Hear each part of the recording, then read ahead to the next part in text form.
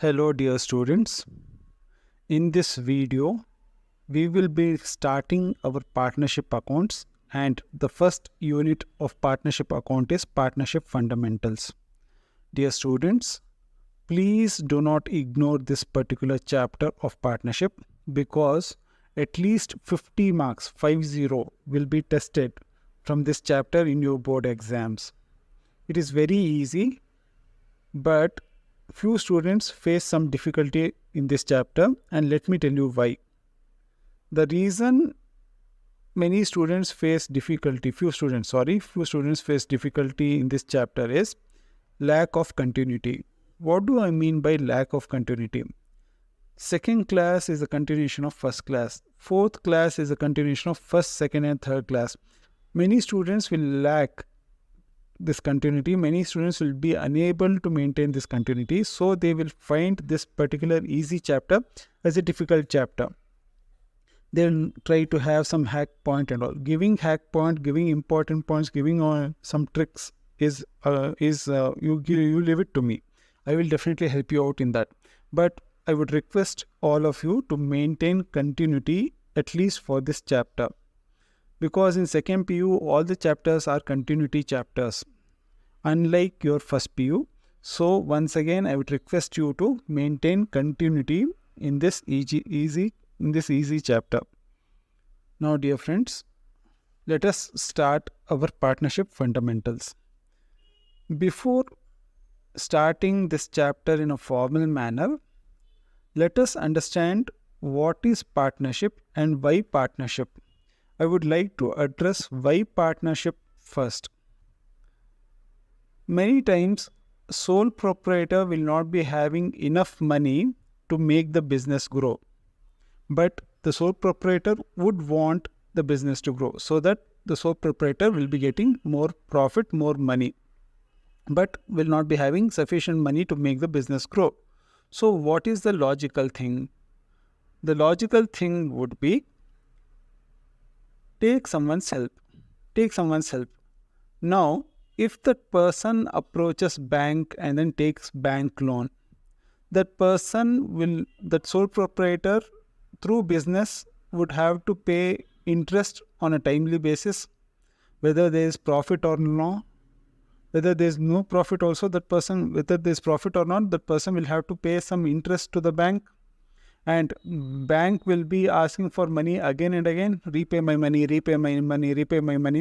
And that person will have to repay that money again. So once again, there will be a requirement of money so that the person can repay the loan taken from bank. Then what else can that person do? Can the person borrow some money from relatives? No, relations will get spoiled. Now, what is the next alternative? Next alternative would be finding someone who is ready to give some money to the business so that the business will grow, but not ask for money back immediately. How can this be achieved? By making the other person also co-owner. That is the only way, because sole proprietor is the owner of the business. Now, this sole proprietor wants some help where the other person will not be asking money again and again. So what will be the best option? To make someone else also co-owner of the business. This co-ownership of the business is nothing but partnership. That's all. Very easy.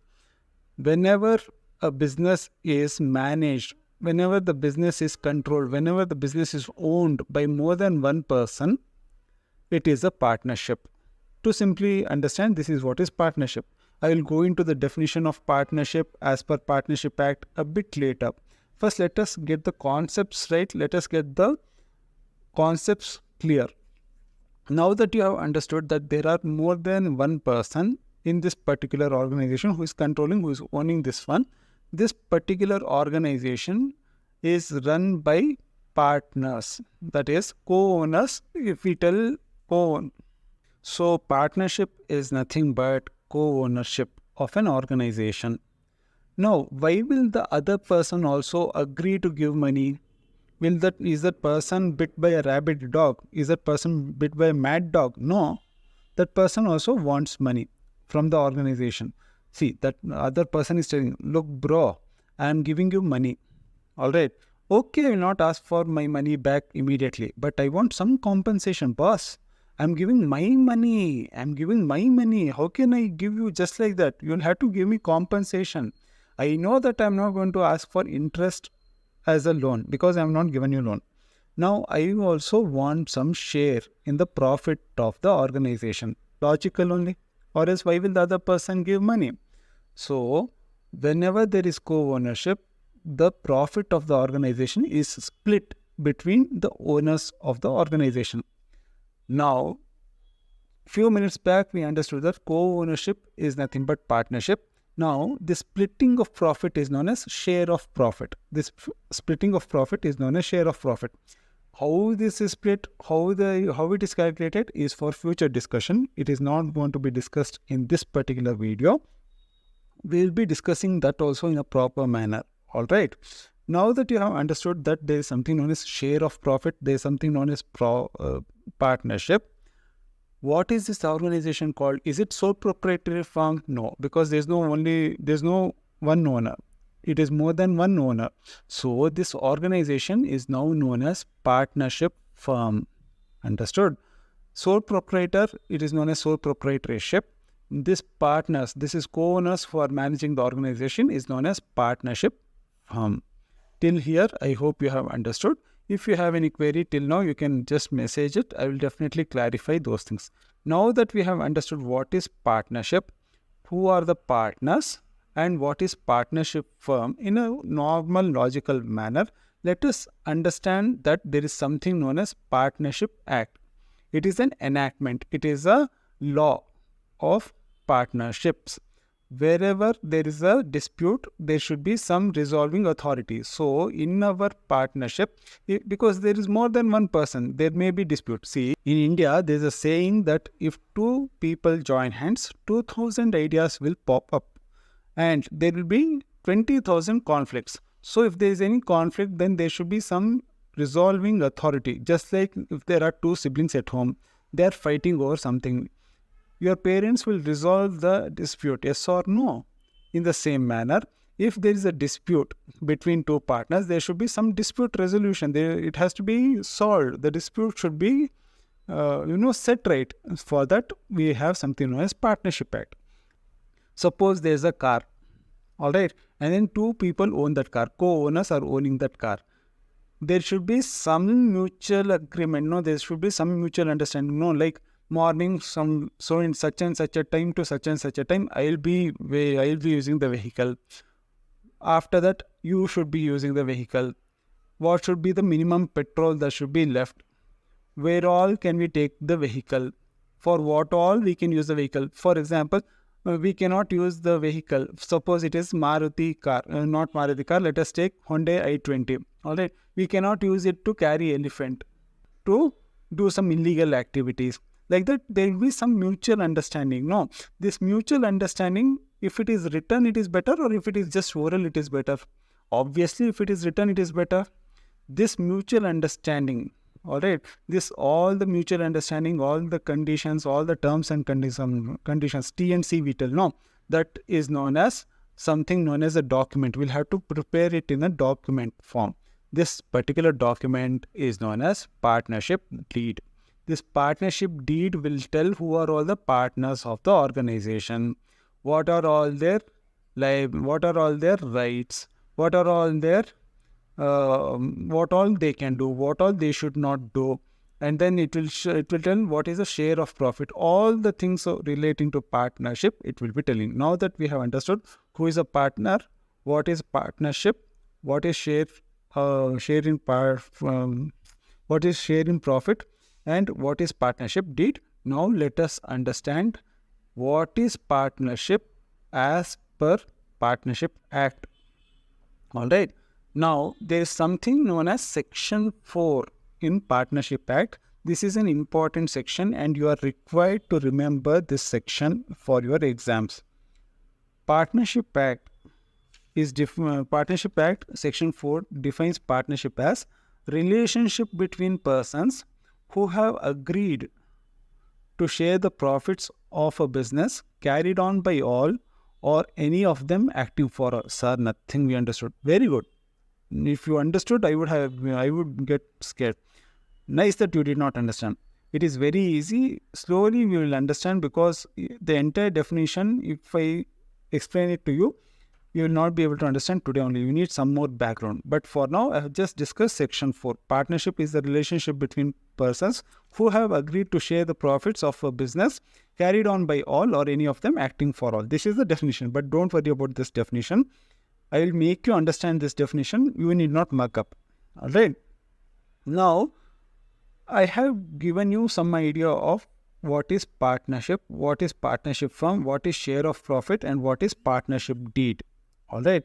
Now, let us understand what is so special about partnership that will differentiate this organization from other types of organization.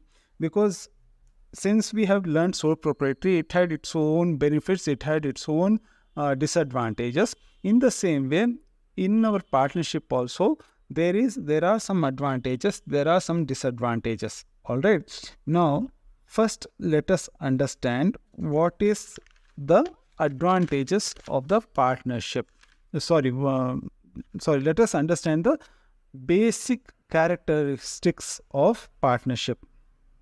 The basic characteristics are about 5 to 6. You need not worry about everything. You just have to understand, and you can write the answer in your own word. You will be able to get marks. Now, but there are couple of characteristics that you should mention, otherwise you will not get marks. The first one is, see, the term co-owner means there should be more than one owner. Is it not? So, there should be at least 2 people. There can be more than 2 people. I'll come to the maximum number of people a bit later. But there should be at least 2 people, or a bit more also. Even 3 is okay, 4 is okay, 5 is okay, 7 is okay, 9 is okay. Like that, you can have that number also. But it should be at least 2. That is, more than one person should be there for partnership. Next, as I told, there should be some mutual terms and conditions that we'll be having between those 2 co-owners. So, we'll have to have an agreement. We'll have to have an agreement for partnership. This partnership agreement itself is known as partnership deed. It will be having all the mutual rights and duties amongst partners, so that the partnership is run smoothly. Then, these 2 co-owners, what should be their motive? Should it be like, let us go and enjoy in some amusement park, or let us join hands and then do business?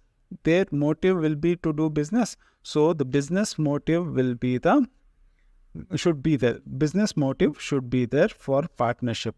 Then sharing of profit should be there. What is the sharing of profit? As I told, the co-owner will tell, bro, I have invested in your business, I need money. So what is this money? Is it loan? No, it is share in profit. So only if there is a profit, then the profit will be shared amongst the co-owners. This is what is sharing of profits amongst partners. Then there is something known as relationship of principal and agent. This I will have to make you understand in a very different manner. All right. Suppose, okay, I'm going to give you an example so that you'll be able to understand. In olden days, good old days, what would happen is, some relative would visit other relative's house. That person would want the help of youngsters, and they would approach the elders like, I need help from your son, I need help from your daughter, I need help from your grandson, like that. And the grandfather or the father would tell, okay, you can take help. They would commit on your behalf. All right. And the other person, the son or the grandson or the child or the grandchild would have to do that, because the grandfather or the father has promised. This is what is principal-agent relationship. One person can tell that yes, it can be done, and the other person will also have to agree to it. There is no choice. This is what is principal-agent relationship for your level. It is actually different at a higher level, but for your level, just to make you understand, this is like this. If one partner does something, it will have a binding effect. The other partner also will have to agree to it. There is no other way out. So this is what is principal agent relationship. This is one of the most important features of the partnership, that is characteristics of the partnership. You have to mention this point. If you do not mention this point, you will not get marks. Alright, this is a very important point. Then business may be carried on by all, or any of them acting for all is there. That's what I have explained earlier also. If one person tells yes, if one person tells this is the sale price to customer, the other partners also will have to agree to it, whether they like it or not. This is what is the basic characteristics of partnership. Now we will end our video over here, and we will continue in the next video. In this video, let us have a quick recap. We understood what is partnership. We understood why partnership, what is share of profit, what is partnership agreement, who is a partner. Then we have discussed on the main features or the main characteristics of partnership. We also understood that there is something known as Partnership Act, and Section 4 of the Partnership Act defines what is partnership. We will continue in the next video, and till then, take care. And if you like our content, please do share and subscribe to our channel. Thank you.